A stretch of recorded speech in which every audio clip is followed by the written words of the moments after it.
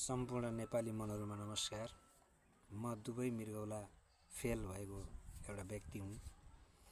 म विगत 4 वर्षदेखि यो पीडाले छटपटिरहेको छु र अहिले आएर विभिन्न उपचारहरू गर्ने क्रममा उपचार सँगसँगै अहिले अन्तिम स्टेज डायलासिसमा छु।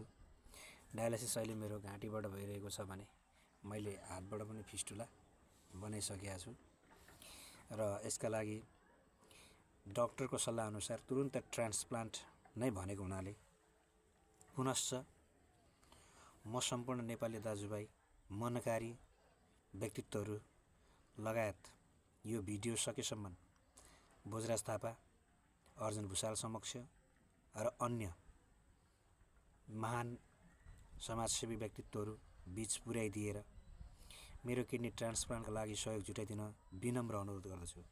मनकारी नेपाली दाजुभाइ सम्पूर्णमा थोरैले नै धेरै बन्छ र मैले पनि बाँचेर फेरि पुनश्च म प्राइभेट बोर्डिङ स्कुलमा पढाउने शिक्षक पुनः फेरि आफ्नै शिक्षण पेशामा फर्किएर जीवनयापन गरेर बाँच्न चाहन्छु।